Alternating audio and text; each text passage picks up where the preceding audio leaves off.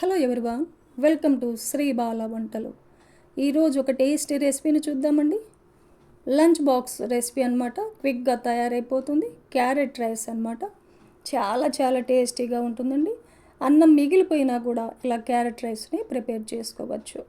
ఈ స్టైల్లో చేసామంటే పిల్లలు కూడా ఇష్టంగా తినేస్తారు. చాలా హెల్దీ కూడా కదండి. ఇప్పుడైతే ప్రాసెస్ని చూసేద్దాం. కుక్కర్ పెట్టేసుకొని ఒక గ్లాస్ రైస్ వేస్తున్నాను. ఇవి నార్మల్ రైస్ అనమాట. బాస్మతి రైస్ అయినా తీసుకోవచ్చండి. ఇవి రోజు అన్నం వండుకునే రైస్ వేసాను నేను. ఒక 2 సార్లు శుభ్రంగా కడిగేసి ఏ గ్లాస్తో అయితే మనం రైస్ తీసుకున్నామో అదే గ్లాస్తో 2 గ్లాసుల వాటర్ వేసేసుకొని టేస్ట్కి సరిపడా సాల్ట్ వేసేసుకొని మూత పెట్టేసి హై ఫ్లేమ్లో 2 విజిల్స్ వచ్చేంత వరకు కుక్ చేసుకుందాం. 2 విజిల్స్ తర్వాత మూత తీసి చూసామంటే చూడండి, రైస్ పొడిగా తయారైపోయింది. వండిన అన్నాన్ని ఇలా ప్లేట్లో తీసి పూర్తిగా చల్లారనివ్వాలి. స్టవ్ ఆన్ చేసుకుని ఒక ప్యాన్ పెట్టేసుకొని ఒక 3 టేబుల్ స్పూన్ల ఆయిల్ వేస్తున్నాను. ఒక 1/2 టేబుల్ స్పూన్ జీలకర్రను వేసేసుకోవాలి. ఒక అనాస పువ్వు, 2 యాలకులు, 4 లవంగాలు వేసాను. కొద్దిగా చెక్క కూడా వేసేసుకోవచ్చండి కావాలంటే. ఒక 2-3 టేబుల్ స్పూన్లమైన జీడిపప్పును కూడా వేసేసుకొని జీడిపప్పు దోరగా వేగేంత వరకు వేయించుకుందాం. ఇలా జీడిపప్పును వేయించుకున్న తర్వాత ఒక టేబుల్ స్పూన్ అల్లం వెల్లుల్లి పేస్ట్ వేసేసుకొని స్టవ్ని లో ఫ్లేమ్లో పెట్టేసుకొని వేయించుకోవాలి. ఒక 2-3 పచ్చిమిర్చిని చీలికలుగా కట్ చేసి వేసేసుకుందాం. కొద్దిగా కరివేపాకును కూడా వేసేసుకొని ఇవన్నీ కూడా వేయించుకోవాలి.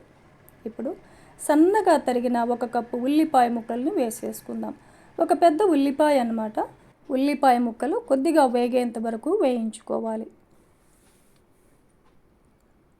ఒక 1/2 టేబుల్ స్పూన్ సాల్ట్ను కూడా యాడ్ చేసుకొని వేయించేసుకుందాం. ఇలా కొద్దిసేపు లో ఫ్లేమ్లో ఉల్లిపాయలు వేయించుకున్న తర్వాత 1 కప్పు తురిమిన క్యారెట్ను వేసేసుకుందాం. క్యారెట్ తురుము వేసుకున్న తర్వాత మీడియం ఫ్లేమ్లో ఒక 2-3 నిమిషాల పాటు వేయించుకోవాలి.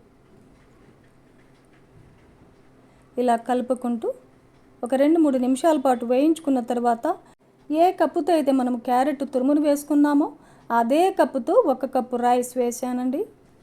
రైస్ వేసిన తర్వాత స్టవ్ని లో ఫ్లేమ్లో పెట్టేసుకొని కలిపేసుకోవాలి.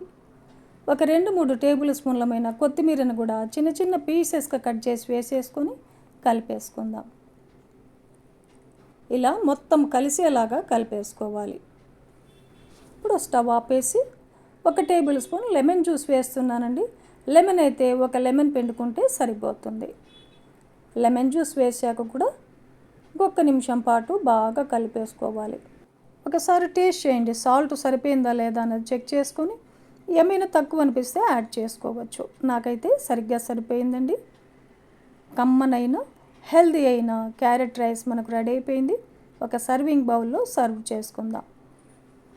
లంచ్ బాక్స్కు 10 నిమిషాలు ఈ టేస్టీ అండ్ హెల్దీ రెసిపీని ప్రిపేర్ చేసుకోవచ్చండి.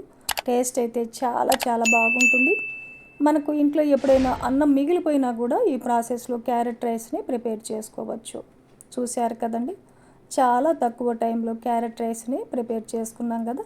ఈ ప్రాసెస్లో మీరు కూడా ఇంట్లో ప్రిపేర్ చేసి ఫ్యామిలీతో ఎంజాయ్ చేయండి. ఈ వీడియో నచ్చితే లైక్ చేయండి, షేర్ చేయండి, సబ్స్క్రైబ్ చేయండి. థ్యాంక్ యూ అండి. Thanks for watching.